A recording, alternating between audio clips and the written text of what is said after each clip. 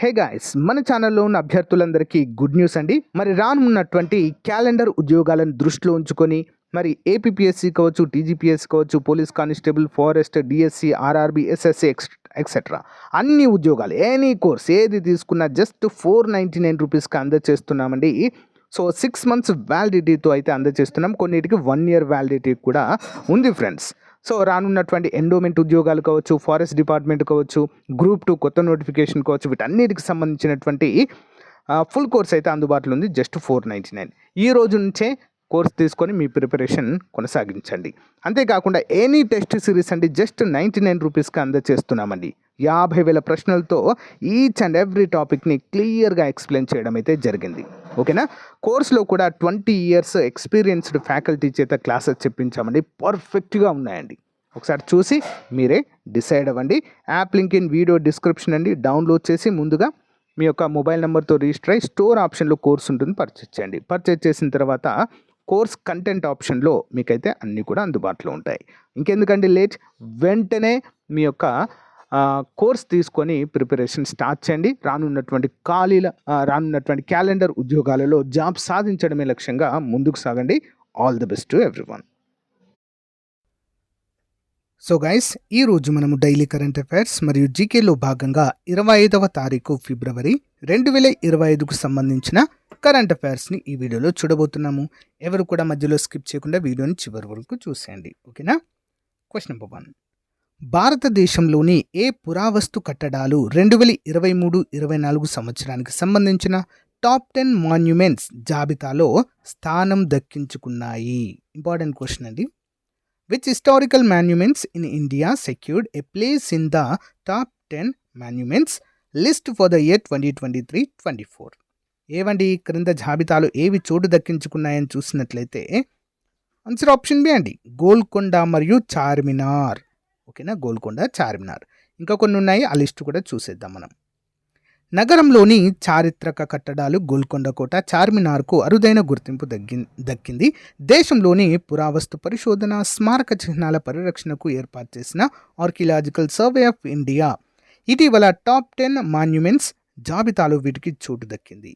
2023-24 సంవత్సరంలో గోల్కొండ కోట 16.08 లక్షల సందర్శకులతో 6వ స్థానాన్ని దక్కించుకోగా 12.90 లక్షల టూరిస్టులతో చార్మినార్ 9వ స్థానంలో నిలిచింది. ఒక ప్రధాన రాజకీయ పరిణామంలో భారతీయ జనతా పార్టీ నాయకుడు విజేందర్ గుప్తా ఫిబ్రవరి 20, 2025న ఢిల్లీ శాసనసభ స్పీకర్గా ఎన్నికయ్యారు. గుప్తా ఒకప్పుడు ప్రతిపక్ష నేతగా బహిష్కరణకు గురైన సభలోనే బాధ్యతలు స్వీకరించినందున అతని ఎన్నిక బీజేపీ మాత్రమే కాకుండా ఢిల్లీ శాసనసభ చరిత్రకు కూడా ముఖ్యమైనదిగా ఇక్కడైతే ఈ సందర్భంలో తెలియచేయడం అయితే చూడవచ్చు. మరి చారిత్రక కట్టడాల లిస్టు చూద్దామండి. తాజ్మహల్ ఆగ్రాలో ఉంది, సన్ టెంపుల్ కోనార్క్ సూర్య దేవాలయము, కుతుబ్ మినార్ ఢిల్లీ, రెడ్ ఫోర్ట్ ఢిల్లీ, ఎల్లోరా గుహలు ఔరంగాబాద్, గోల్కొండ కోట హైదరాబాద్. నెక్స్ట్ ఆగ్రా ఫోర్ట్ ఆగ్రా, రాబిస్ దురానీ టోంటా ఔరంగాబాద్, చార్మినార్ హైదరాబాద్. నెక్స్ట్ శనివార్ వాఢా పూణే. సో ఇవన్నీ కూడా టాప్ 10 లిస్ట్లో చోటు సంపాదించడం చూడవచ్చు. ఇందులో 2 కూడా తాజ్మహల్ మరియు గోల్కొండ కోట తెలుగు రాష్ట్రాల్లోని ప్రముఖమైన కట్టడాలుగా మనమైతే చెప్పుకోవచ్చు. క్వశ్చన్ చూద్దాము. ప్రధానమంత్రి నరేంద్ర మోదీ ఇటీవల ఊబకాయంపై పోరాటాన్ని బలోపేతం చేయడానికి ఎంతమంది ప్రముఖులను నామినేట్ చేశారు? How many eminent personalities were recently nominated by Prime Minister Narendra Modi to strengthen the fight against obesity? ఎంతమందినండి? 10 మందిని ఎంపిక చేయడం జరిగింది. వారి వివరాలు కూడా చూద్దాం ఇప్పుడు మనం. ఊబకాయంపై పోరాటానికి చేయూతనందించేందుకు ప్రధానమంత్రి నరేంద్ర మోదీ 10 మంది ప్రముఖులను నామినేట్ చేశారు.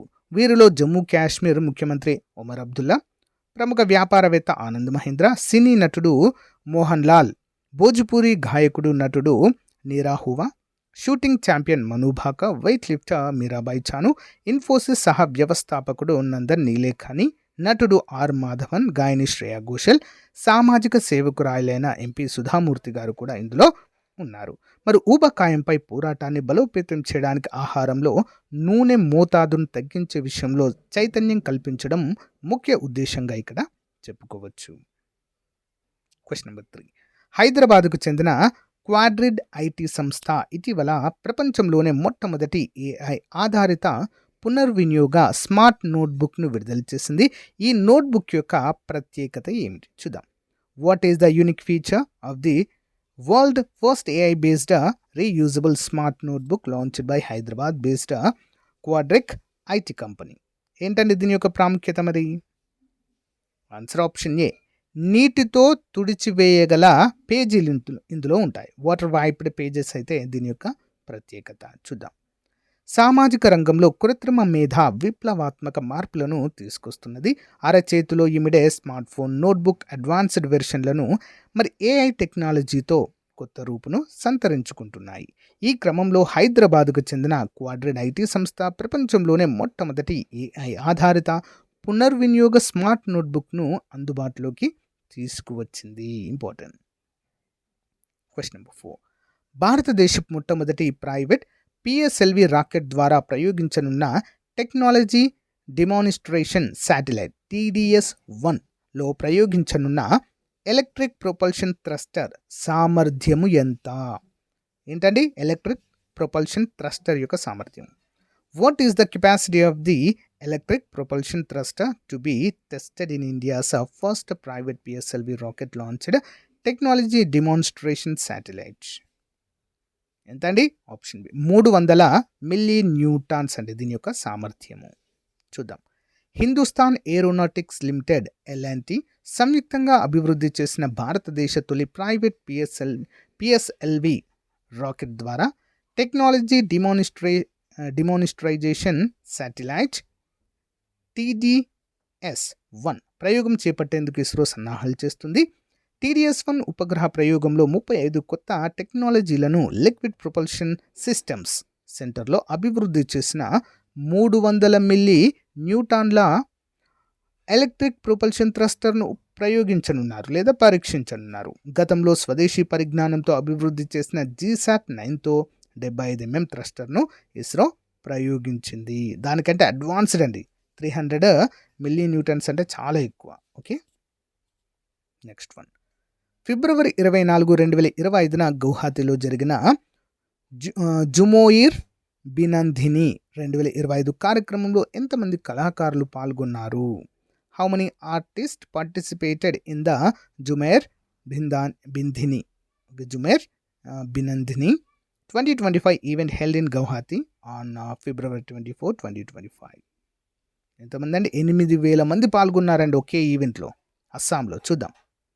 ఫిబ్రవరి 24, 2025న జరిగిన ఒక మైలురాయి కార్యక్రమంలో అస్సాం యొక్క టీ పరిశ్రమ యొక్క 200వ వార్షికోత్సవాన్ని పురస్కరించుకొని గౌహాతిలోని సరు సజాయ్ స్టేడియంలో ప్రధానమంత్రి నరేంద్ర మోదీ ఇప్పటి వరకు అతిపెద్ద జుమోయిర్ నృత్య ప్రదర్శనను ప్రారంభించారు. జుమోయిర్ బినందిని 2025 పేరుతో జరిగిన ఈ కార్యక్రమంలో టీ గార్డెన్ కమ్యూనిటీకి చెందిన 8,000 మంది కళాకారులు పాల్గొని అస్సాం యొక్క గొప్ప సాంస్కృతిక వారసత్వాన్ని ప్రదర్శించారు. అస్సాం టీ సంస్కృతిలో జుమోయిర్ నృత్యానికి ఏ ప్రాముఖ్యత ఉందంటే, జుమోయిర్ అనేది అస్సాంలోని తేయాకు తోట కార్మికులు మరియు ఆదివాసీ వర్గాలకు అంతర్భాగమైన సాంప్రదాయ నృత్యంగా దీన్ని మనము చెప్పుకోవచ్చు. Important. Next one. 2025 Asia snooker ఛాంపియన్షిప్లో పంకజ్ అద్వానీ ఎవరిని ఓడించి పురుషుల టైటిల్ను గెలుచుకున్నారు? Whom did Pankaj Advani defeat to win the men's title in the 2025 Asian snooker championship? ఎవరిని ఓడించారండి? ఆన్సర్ ఆప్షన్ ఏ అండి. అమీర్ సర్కోష్ అనేటువంటి వ్యక్తిని ఓడించి టైటిల్ కైవసం చేసుకున్నారు. భారత ace cueist Pankaj Advani 2025 Asia snooker championship పురుషుల టైటిల్ను ఫైనల్లో ఇరాన్కు చెందిన అమీర్ సర్కోష్ను ఓడించారు. ఇది స్నూకర్ మరియు బిలియర్డ్స్ ఈవెంట్లోని అతని 14వ ఆసియా టైటిల్ను సూచిస్తుంది. పురుషులు, మహిళలు మరియు అండర్-21 విభాగంతో కూడిన ఈ ఛాంపియన్షిప్ను Asia confederation of billiards sports నిర్వహించింది మరియు ఖతాన్ బిలియర్డ్స్ స్పోర్ట్స్ ఫెడరేషన్ ఫిబ్రవరి 15 నుండి 21, 2025 వరకు ఖతార్లోని దోహాలో నిర్వహించడం చూడవచ్చు. Okay, next one. సోలీగా గిరిజన సంఘము వన్యప్రాణి సంరక్షణలో ఎంతగా ప్రభావితం చేసింది? దానిని గుర్తించేందుకు భారత ప్రధానమంత్రి నరేంద్ర మోదీ 23 ఫిబ్రవరి 2025న మన్ కీ బాత్ 119వ ఎపిసోడ్లో ఏ అంశాన్ని ప్రధానంగా హైలైట్ చేశారు? ఈ యొక్క సొలీగా గిరిజన తెగకు సంబంధించినటువంటి ఏ అంశాన్ని ప్రస్తావించారు? చూద్దాం. How did the Soliga tribal community significantly impact wildlife conservation and what key aspect did Indian prime minister Narendra Modi highlight in the 119th అంటే 119th 119th episode of Mann Ki Baat on ఫిబ్రవరి 23, 2025. ఏ అంశాన్ని లేవనెత్తడం జరిగిందండి? ఆప్షన్ బి, మానవ జంతు సంఘర్షణలను తగ్గించే సహజీవన విధానాలను. ఈ యొక్క సొలీగా తెగ ప్రజలు మానవ జంతు సంఘర్షణలను తగ్గించే సహజీవన విధానాలనైతే వీరు అవలంబించడం జరిగిందండి. అదే అంశాన్ని ప్రస్తావించారు. చూద్దాం. కర్ణాటకలోని బిలిగిరి రంగానా హిల్స్ టైగర్ రిజర్వ్లో పెరుగుతున్న పులుల జనాభా వెనుక సొలీగా గిరిజన సంఘము కీలక శక్తిగా ఉద్భవించింది. అడవితో వారి లోతైన అనుబంధం, సాంప్రదాయ పరిరక్షణ పద్ధతులు మరియు వారి అటవీ హక్కుల గుర్తింపు ఈ ప్రాంతంలో వన్యప్రాణుల రక్షణకు గణనీయంగా దోహదపడ్డాయి. ఫిబ్రవరి 23, 2025న ప్రధానమంత్రి నరేంద్ర మోదీ మన్ కీ బాత్ 119వ ఎపిసోడ్లో వారి ప్రయత్నాలను గుర్తించారు. సొలీగాలు మరియు పులులు కనీసం మానవ జంతు సంఘర్షణతో ఎలా సహజీవనం చేస్తున్నాయో హైలైట్ చేస్తారు.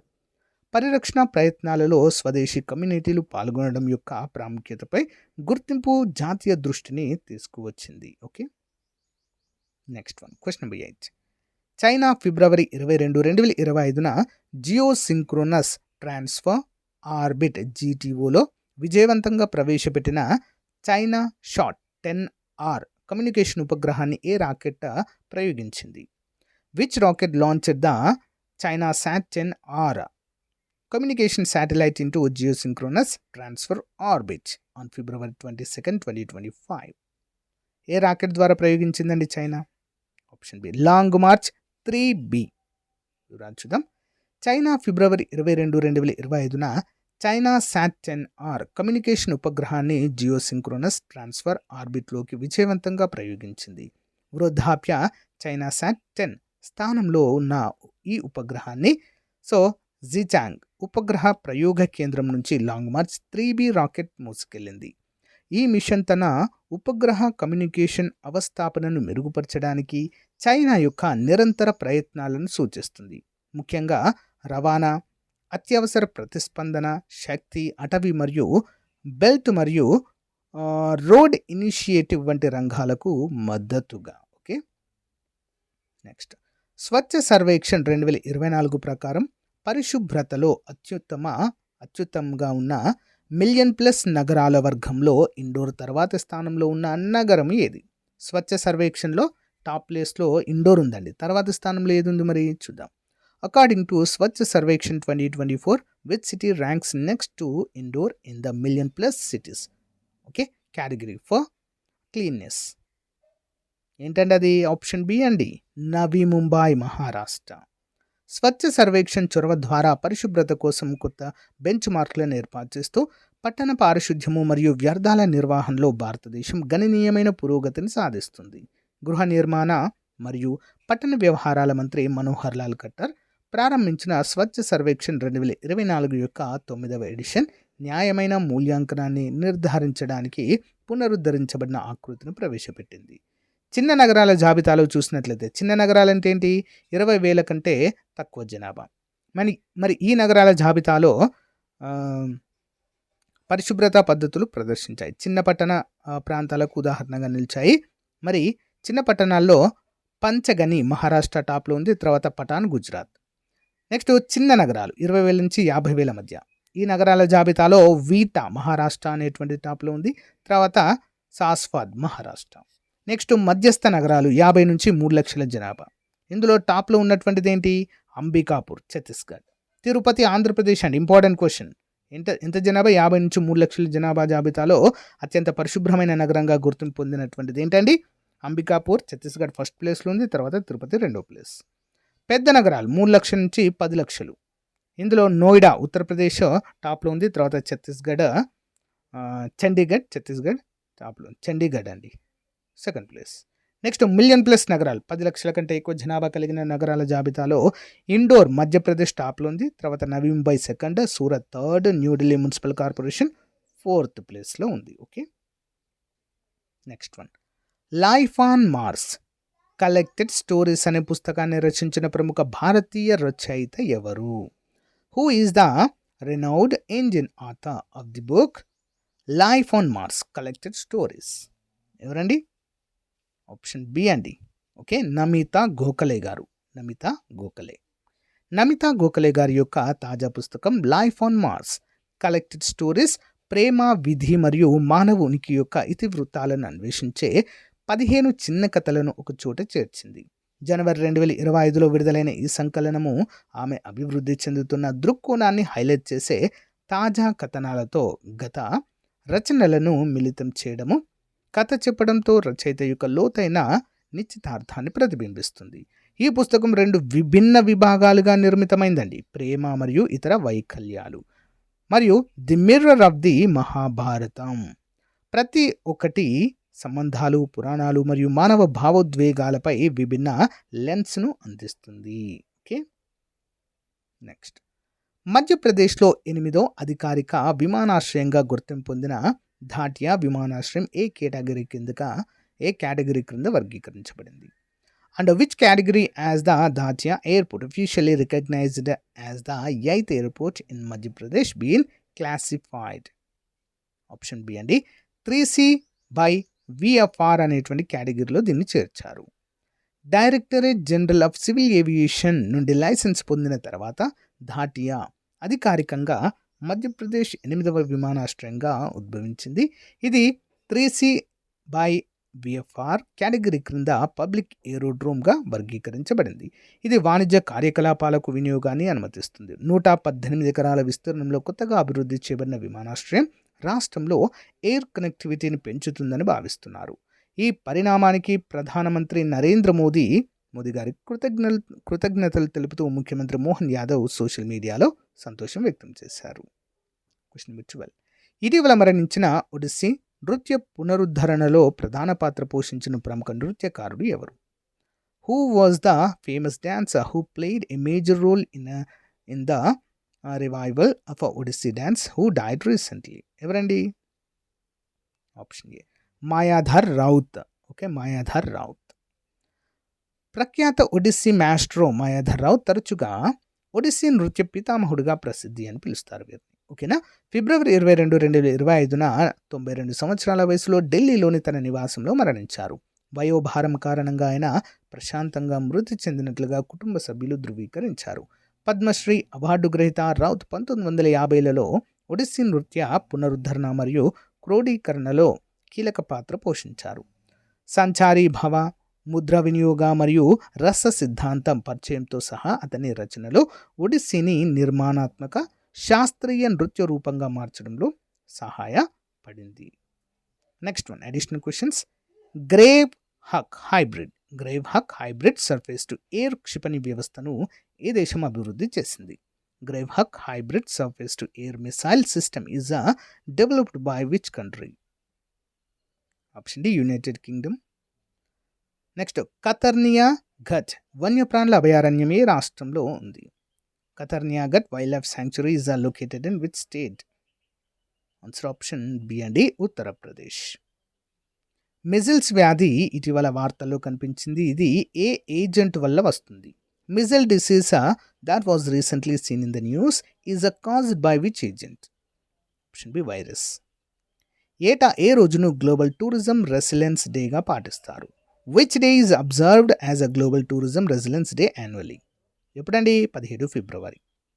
బ్రిక్స్ సమ్మిట్ 2025కి ఏ దేశం ఆతిథ్యం ఇస్తుంది? Which country is the host of BRICS summit 2025? Option B అండి, బ్రెజిల్. సో గైస్, ఇది ఈ రోజుకు సంబంధించిన మోస్ట్ ఇంపార్టెంట్ కరెంట్ అఫైర్స్. మీకు నచ్చితే లైక్ చేయండి, తప్పకుండా మీ ఫ్రెండ్స్తో షేర్ చేయండి. Thank you, have a nice day, bye.